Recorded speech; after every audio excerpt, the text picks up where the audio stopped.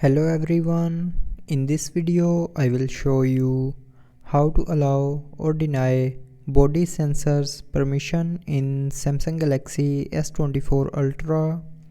So before starting the video, don't forget to subscribe the channel and also press the bell icon.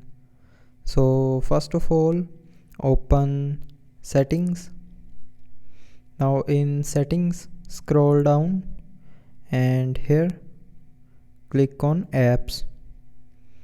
Now in apps, click on this three dot more icon and then click on permission manager, and here click on body sensors.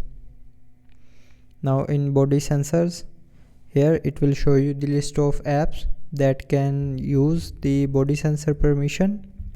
So if you want to allow a app to use body sensor, then tap on it and then click on allow only while using the app, and then that app will be moved to the allowed section.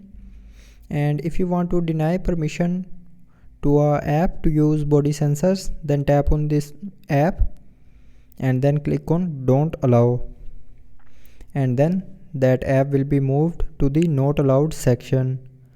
So that's how you can allow or deny body sensor permissions in Samsung Galaxy S24 Ultra. So I hope you liked the video.